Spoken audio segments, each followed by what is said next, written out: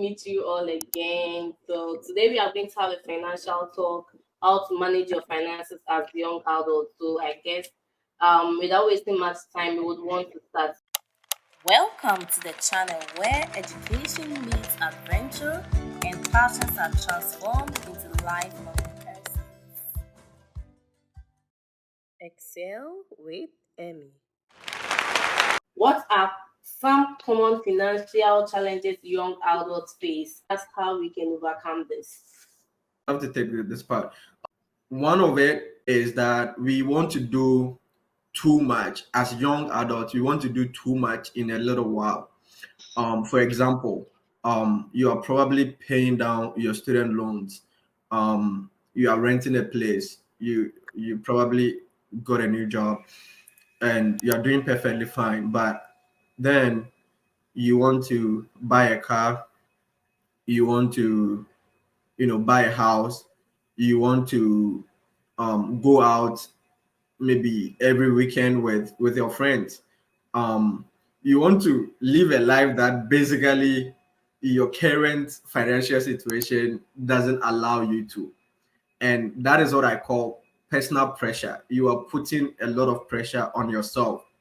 The ideas that you have in mind, oh, it's good to have a car, it's good to buy a house, it's good to do these things, they are good, but you have to give yourself a realistic timeline for these things. Don't try to do too much um in a small time. That would be a lot of pressure on you, and I think that is one of the financial challenges that young adults face when they first start jobs and they are growing in their careers. The second one that I can talk about is peer pressure. um and this is very raw. You see all of your mates driving good cars. You see them probably making huge investments here and there, and you tend to think to yourself, what am I using my income for? What am I even doing? And that can really exert a lot of stress on you, and which isn't helpful, because oftentimes you would only get to know the good stuff that are going on in people's life, but you don't get to see the struggles, the sacrifices that they made in order to hear in order to create a story that you heard. So that is another financial challenge that we go through. um and another thing that is pretty much, um I would say it's more of psychological issue or emotional issue than actually having that feels that this is really a financial issue, is the feeling that you yourself, you are not saving enough, or you are not um um or you are spending too much. This can really put financial strain on you, because for all you may know, if if you go back to the drawing board and you tend to think about the money that you get, how you spend it, and how much you save, you would be able to understand that you are doing the best that you can. But if you don't do that, just the mere fact that, oh, probably your savings, the rate at which you save is a little bit slower, can put that kind of pressure on you to save too much, or to save too much at the expense of your personal need, your current need. So that could be another issue. Another thing is also social media. Pretty much it. We see only, like I said earlier, you see only good stuff in people's life. You don't get to see the um the struggles and the opportunity cost that they made living this life. So these are some of the things that I can think about that would in turn put financial strain on us as we grow as young adults. So I will give it to Brefo to tell us some of the things that we can do to overcome these things. Yeah. So I think what all you said can be summarized into the FOMO, right? Fear of missing out and like the peer pressure. But for me, I think that it's currently actually right. that people will get pressure. Like we are human beings, of course. If someone posts on the internet and you see your friend driving the Benz, or you see your friend driving the Bugatti or whatever that is they are driving, right? You actually feel like, oh, you want to also do that, right? Yeah. But at what expense? That is where like you have to actually think about, right? At what expense would you want to actually replicate that? You have to actually look at it from the perspective of what I said earlier. What value is to you? Because at the long run, that will actually fuel or drive you to be disciplined with whatever you want to do for your financial goals. So if you think that, okay, what my friend is posting a Bugatti, but you can buy a Kia, right?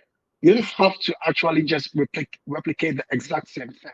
You just have to actually like do what you think is within your financial means to do, right? So as we are going to continue saying that saving is very important. And like having money saved aside is very important for your future goals. You have to actually look at the future and see, okay, this is what I want to do for myself in the future. And irrespective of what my friends are doing currently, mine is actually the future. So I have to actually work towards it. So you always have to look at it from that different mindset. If you continue to look at it from what like my friends are doing, I want to do the same thing, you would definitely fall in that trap because social media, all what they are showing is a trap. So for me, I don't have specifically what you have to do, but I would say that trying to understand what value means for you is very important to actually like drive your discipline. Gideon, do Yeah. you actually agree with me? Yeah, I actually do. If I can add just one point. Just as it said, know where you are going in life. Have a plan for yourself. Think to yourself like what and where do I want to be in the next 5 years, in the next 10 years, in the next 20 years? What are some of the things that I would love to have, right? And begin so that is like the bigger plan, and then you begin to break them down just as you build your budget. You have your master budget, and there are many budgets that come under that. You have your original plan. I want to, let's say, own my own house at the age of 50. Then you ask yourself, okay, so this is a plan. By the time I get to 50, I will make sure I don't owe anything on my house. What do I need to do now? Let me save for towards down payment, and let me begin to work on it as soon as I can. If that is your plan, understand that it is different from somebody. So if you see somebody, living a life, somebody that you probably, started school together, you started work together, and the person is living lavishly, and you are not, just know that you have different plans and you have different means to achieve it. So you don't have to put that pressure on you that even though I know that I want these things in the future, at the same time I want to also live a life that my mates are living.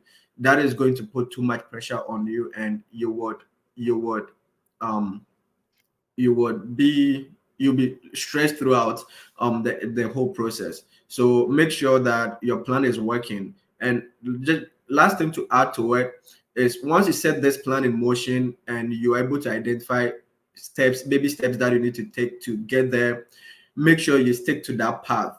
The pressure and the temptation will come, but make sure you stick to that path. If something changes and you need to re-strategize, that is fine. Go ahead, re-strategize, develop updated plan and work towards that. But at no point in time that you should look to your friends, you should look around you and begin to do something that is not in Part your of your plan. goal. Yeah, I think a huge part of understanding that these challenges are there and then overcoming it is living within your means, right? If we are seeing something on social media and you can't afford it, I don't think you should stress over it. And I like the part that you are talking about knowing where you want to be. Maybe the goals you have set for yourself, individual goals differ. So if you know where you want to be or what you want to achieve, these things you become oblivious to them. So I think That's a good point to make. I don't want to be an apologist that, or like the youth, like, because we all like get enticed with the stuff that goes on the social media. I'm not going to lie that, oh, like when I see my friend driving the nicest car, like I'm like, oh no, like I'm thinking about the future. We all want nice things, right? But you have to understand that like how he or she got the thing, you wouldn't know, right? They might have other source of income, so you also like it has to be like a motivation for you, right? But you don't have to force yourself to replicate that, like have that instant gratification. Try to like prolong, because like having that in the future, or like having a plan set for yourself in the future is very important and vital. Yeah, so our point was not to say that we don't care, but once you know that you do care, but you are trying to live within your means, it doesn't matter to you. You just have to be content with your plan. This is either or situation. This is the way that I see it. It's like you are on this linear path. You get money, it comes to you. It is up to you to decide um, how much of it am I going to spend now and how much of it am I going to push into the future. If you have strong future needs, and you push most of it to the future, be content with it. Know that your plan is different. It's you are going to enjoy the most when you get to the future. That's where you have put pushed most of your money, um, and live with it. And if your friends are enjoying right now with their money, I'm not saying that they also don't care about their future, right? But I'm just saying that if they are enjoying too much right now, the chances are that they probably are not saving too much for their future. And so this is either or situation. Look at what you need and what you want to be, what kind of life you want to live, and structure it like that and go with it. Okay. Let's talk about the tendency of sending money home and then how we can keep that under control to maintain a healthy financial status. Okay, so like the tendency to send money home, like how we are as Ghanaians abroad, like our culture is different. You have to grow and take care of your family, or your parents, to be precise. But the thing is, you can't say that you won't send the money. That is a no-no, right? But you, as I said earlier, like you have to determine what are the components of your expenses and try to shift money around in your components of expenses, right? So you have to understand that, okay, if I'm sending $300 to my father, like, or my mother at the end of the month, right, the $300 has to come from, if I'm saving 30%, it has to come from the remaining 70%. Right. So with the remaining 70%, if I've sent $300 and I take the fixed costs out, the ones that I cannot negotiate, like your rent, your utilities, or whatever, then the ones that you can negotiate, like if you like, of course, you would want to like go out sometime. So you will have to negotiate that. Like if I'm going out, I have to go out with the money that like I can afford, right? Or like I would decide not to go out this weekend, stay out, like do something fun or nice, actually indoors. Find activities that actually would suffice with the amount remaining. So I think you just have to negotiate which ones that like what would be the component of your expenses and how you can shift things around. The That's about it. family like is non-negotiable, let's say, but like friends is Um, negotiable. well, that comes to like how you value stuff, right? For me, like I have a couple of friends that are very dear to me, and if their needs are my needs, literally their needs are my needs, right? Not their wants. So like I try to make that distinction. Their needs are my needs. If they want an iPhone, I'm using iPhone 11 right now. It doesn't mean that if you want an iPhone, I'm just gonna get you an iPhone because you want an iPhone. But like your needs, if you need something and you tell me like, you just have to inform me earlier so that I can put in my budget. And Yeah, Yeah. given what you have to say. Yeah. Just as we have said, those remittances that we send home, the regular ones, it's easy. Add to your budget, add to your expenses. Look at it as probably part of your fixed cost because you can't say that this month I'm not going to send my family, any money. I mean, it's also like situational depending on um, you know the family that you have. But those that you can project just add to your expenses. Those, because there's always the tendency to um, for people to request money that it's not even on in your plan.